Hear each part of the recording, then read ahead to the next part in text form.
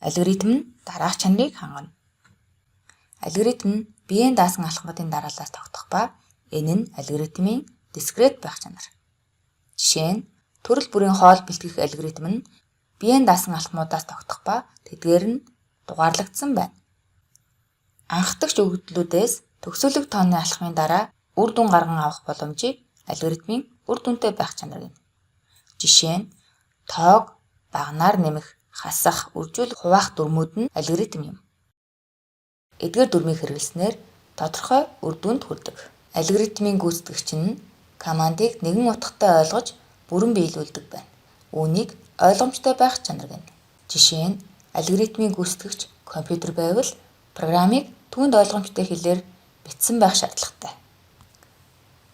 Алгоритмыг ялгаатай өгөгдлүүд дээр хэрэглэх боломжтой.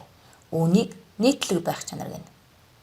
Жишээ нь тоонуудыг нэмэх, хасах, үржүүлэх ба хуваах алгоритмууд зөвхөн 10-ын тоолны систем биш, 2-т, 8-т, 16-ийн өөрсөртэй тоолны системийн хувьд хэрэглэж болно. Алгоритмын гүйцэтгэгч нь ээлжит командыг биелүүлэх үед дараа нь ямар командыг биелүүлэх нь тодорхой болсон байдаг. Үүнийг учир шалтгаантай байх чанар гэнэ. Жишээ нь онгоцны нислэгийг удирдахад гүйцэтгэгч нь нисгэгч, хөлгийн бүхээгний компьютер байх ба маш нарийн төвхтэй алгоритмыг ашигладаг.